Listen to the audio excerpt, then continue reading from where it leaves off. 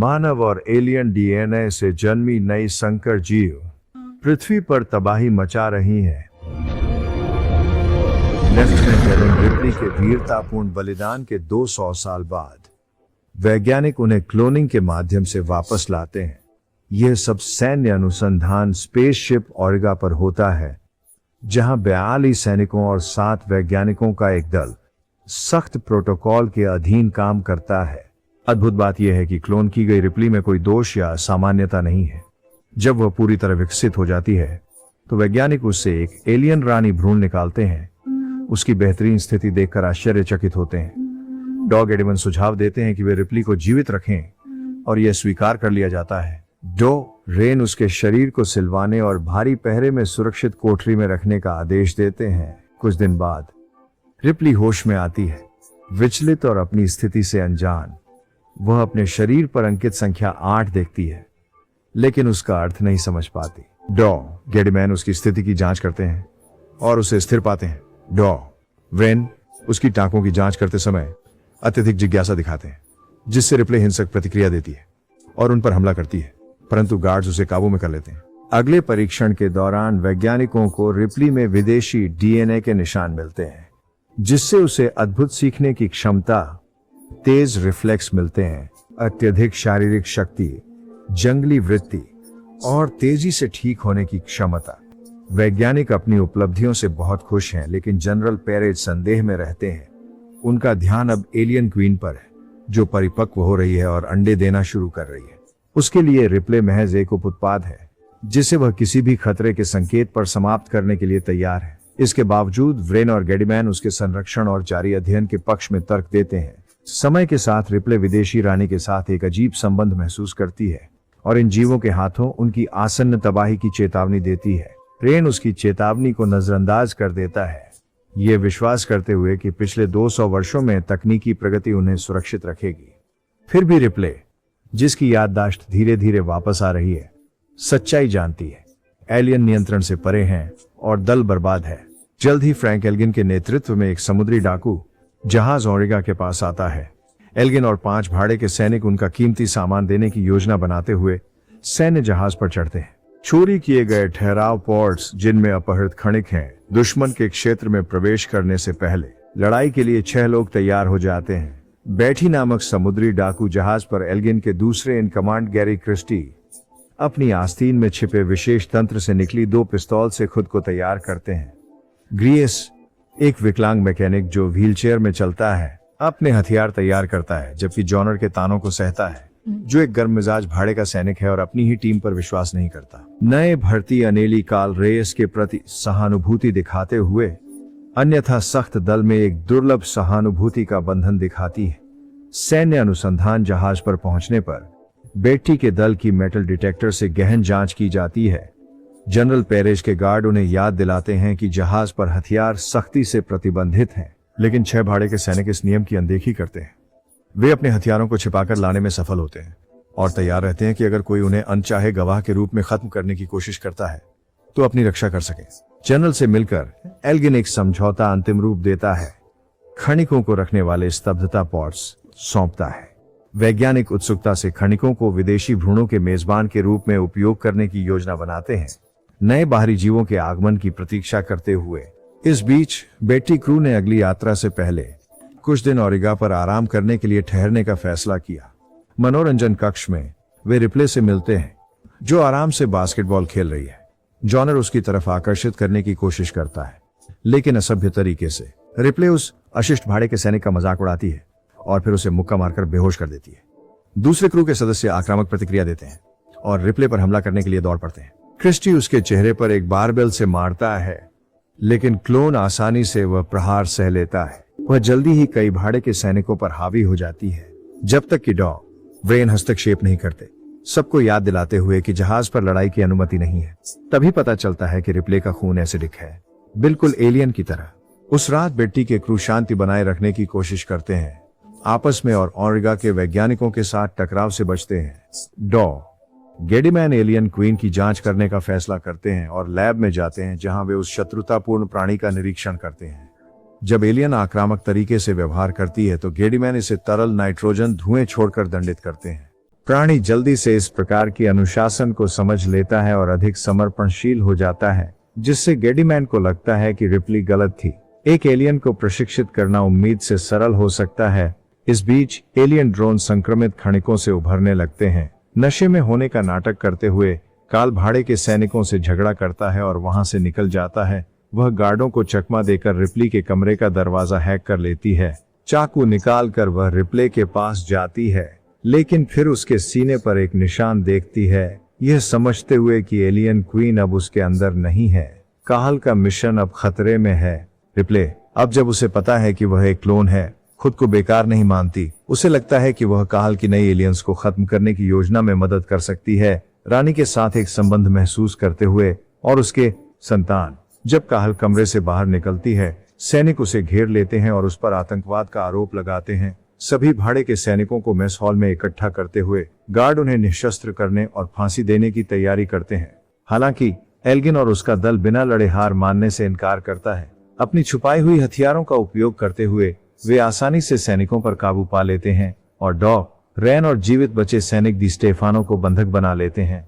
इस बीच एक कैद खाने में दो एलियंस तीसरे पर हमला करते हैं, उसे फाड़ देते हैं। उसका एसिडिक खून फर्श को पिघला देता है, जिससे बाकी एलियंस भागने में सफल हो जाते हैं। डॉ गेडीमैन हस्तक्षेप करने की कोशिश करते हैं, अधिक तरल नाइट्रोजन छोड़ने का प्रयास करते हैं, लेकिन यह बहुत देर हो चुकी होती है। जैसे ही वह परिणाम का निरीक्षण करने के लिए सेल में कदम रखते हैं, एक एलियन लौटता है और उन पर हमला करता है।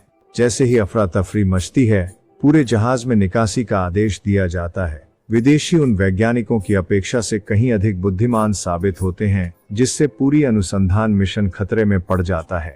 ये भयावह प्राणी व्यवस्थित रूप से अपने रास्ते में आने वाले किसी भी व्यक्ति को खत्म करना शुरू कर देते हैं। एक गंभीर घटना में एक एलियन एक सैनिक को एक कक्ष में फंसाता है और तरल नाइट्रोजन के धुएं चालू करता है। वही यातनादायक दंड देता है जो उसने एक बार सहा था। जनरल पेरेज अपने सैनिकों को बचाव पॉड्स में चढ़ने में मदद करते हैं और एक समूह को अंतरिक्ष में भेज देते हैं। पास में एक राक्षस की डरावनी चीखें सुनते हैं।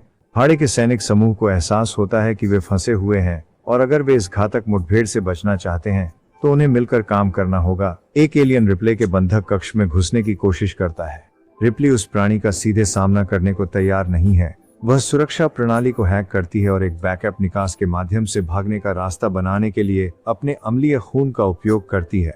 इस बीच ब्रीस जहाज की जांच करते हुए निकासी के बारे में जानता है, लेकिन जल्दी ही एक करीब आती हुई एलियन को देख लेता है। प्राणी की लार उसे जलाती है, लेकिन व्हीलचेयर तक सीमित रहने के बावजूद ब्रीस अपने बचाव के लिए हथियार इकट्ठा करता है। जनरल पेरेज दूसरे भागने वाले जहाज की तैयारी करते हैं, लेकिन लॉन्च से ठीक पहले एक एलियन पोड में घुस जाता है, अंदर के सैनिकों को मार डालता है। अपने विनाश को महसूस करते हुए पेरेज एक ग्रेनेड को एस्केप पोड में फेंकता है और इसे अंतरिक्ष में लॉन्च कर देता है। पोड और अंदर के एलियन की बलि दे देता है। उसकी राहत थोड़ी देर ही रहती है, क्योंकि एक दूसरा एलियन उसके पीछे इंतजार करते हुए उस पर हमला करता है, इससे पहले कि वह जश्न मना सके। दी स्टेफानो भाड़े के सैनिकों में शामिल हो जाता है, जहाज से भागने के लिए बेताब, जो अब एक मौत का जाल बन गया है। साथ में वे बैठी तक पहुंचने की कोशिश करते हैं, लेकिन उनके रास्ते में बाधाएं आती हैं। एक एलियन वेंटिलेशन शाफ्ट में छिपा होता है और अकेले पकड़कर एल्गिन पर हमला करता है और उसे मार डालता है। अन्य लोग अपने गिरे हुए नेता का शोक मनाते हैं, लेकिन उन्हें चलते रहना पड़ता है, क्योंकि प्राणी पास आता रहता है। जैसे ही विदेशी उन्हें जाल में फंसाता है, रिप्ले आती है, उस जीव को मार देती है और समूह में शामिल हो जाती है। कोल इस बात का पुरजोर विरोध करता है, क्योंकि वह अभी भी रिप्ले को उस क्लोन के रूप में देखता है जो राक्षस के अस्तित्व के लिए जिम्मेदार है। लेकिन बाकी लोग रिप्ली पर भरोसा करते हैं, उसे उन कुछ लोगों में से एक मानते हैं जो एलियंस से लड़ना और जहाज से बचना जानते हैं। एक वैज्ञानिक के अनुसार जहाज पर अभी भी करीब 12 एलियंस हैं, इसलिए समूह को तेजी से आगे बढ़ना होगा और रास्ते में आने वाली किसी भी चीज पर गोली चलानी होगी। घायल होकर वह बाल बाल बचकर उनके साथ फिर से मिल जाता है। डे स्टेफानो समूह को सूचित करता है कि बेटी पर वापस जाने का सबसे तेज रास्ता ऑरिगा के दूर छोर पर एक मालवाहक लिफ्ट के माध्यम से है। जैसे ही वे आगे बढ़ते हैं, रिप्ले को महसूस होता है कि जहाज ने अपना मार्ग बदल लिया है। ब्रेन उसकी शंका की पुष्टि करता है। आपात स्थितियों में ऑरिगा को पृथ्वी पर लौटने के लिए प्रोग्राम किया गया है, जिसका मतलब है कि ग्रह अब खतरे में है। कोई भी भाड़े का सिपाही एलियंस को पृथ्वी पर नहीं लाना चाहता, इसलिए उन्हें न केवल कुछ घंटों के भीतर जहाज से भागना है, बल्कि मानवता की रक्षा के लिए इसे नष्ट भी करना है। माल लिफ्ट की ओर जाते समय एक कमरा 1 से 7 तक अंकित। यह समझते हुए कि वह 8वीं क्लोन है, उसे यह समझ आता है कि यह वह प्रयोगशाला है जहां पहले के क्लोनिंग प्रयास किए गए थे।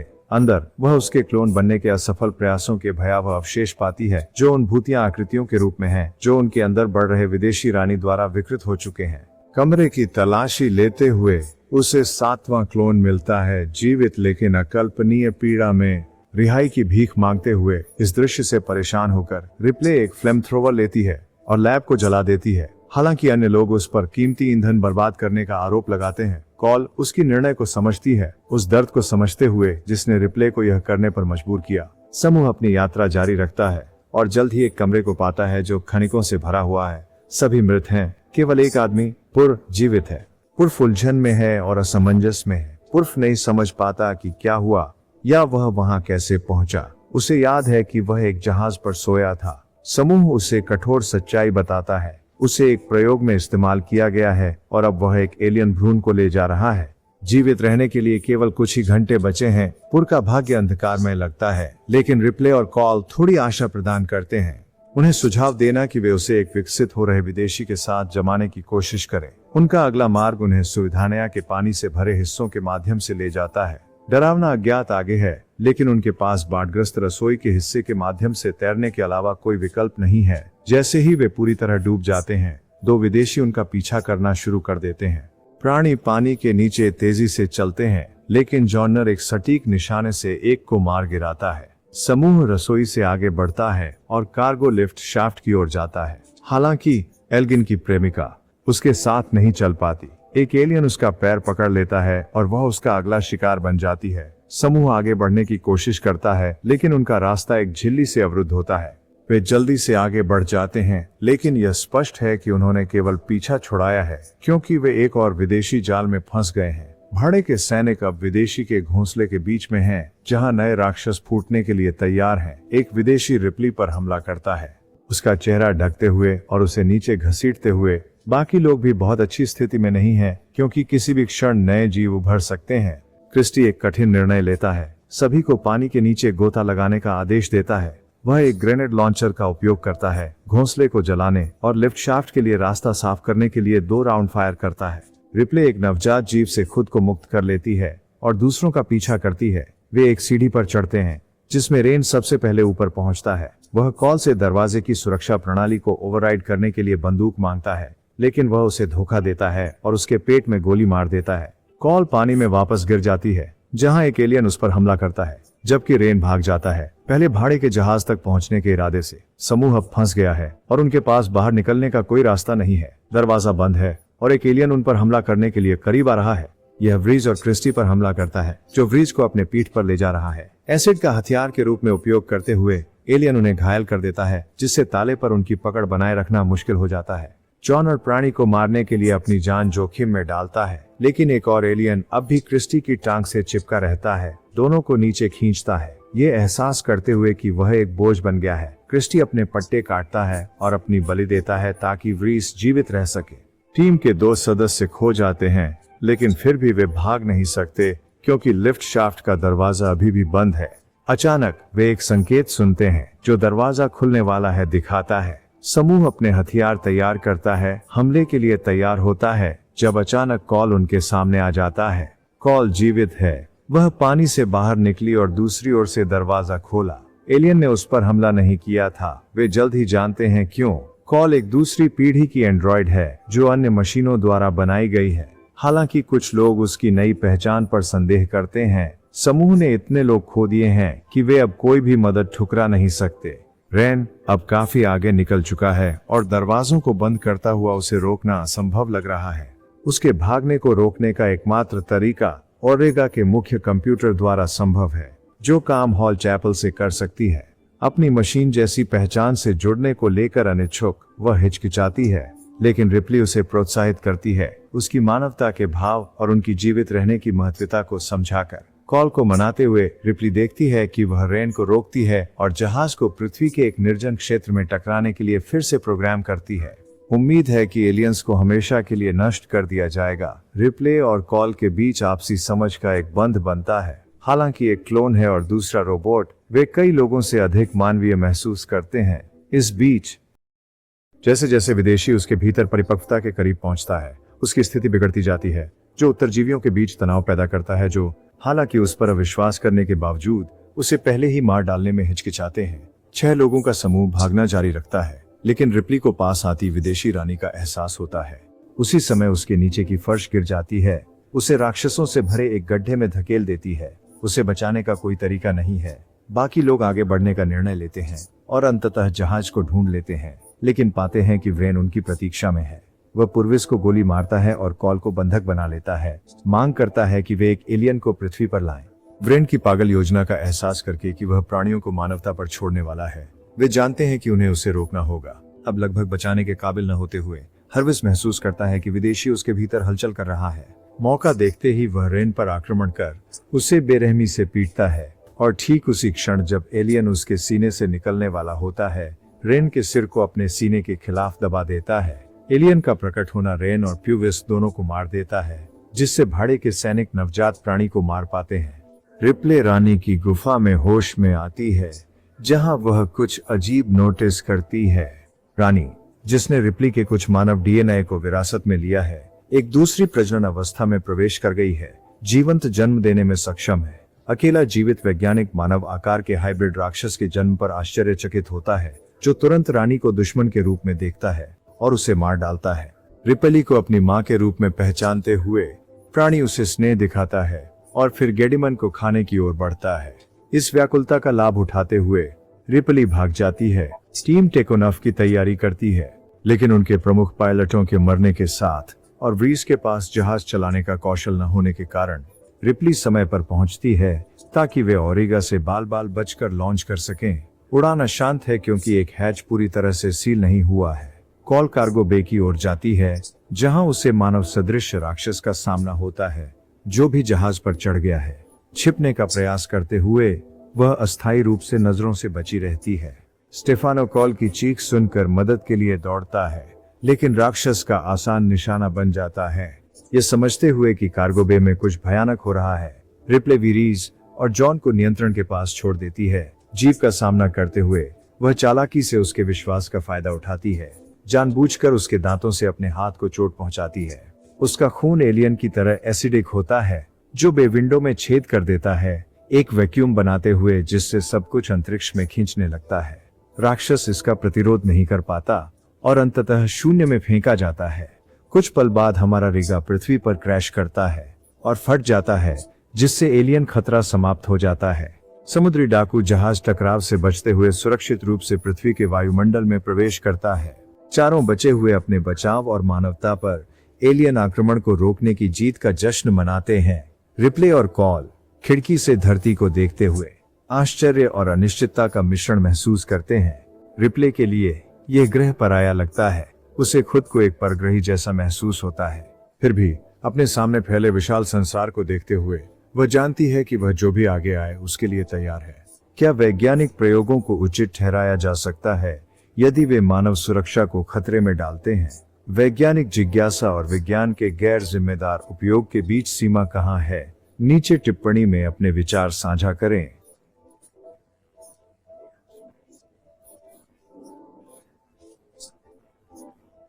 लाइक करें और चैनल को सब्सक्राइब करें।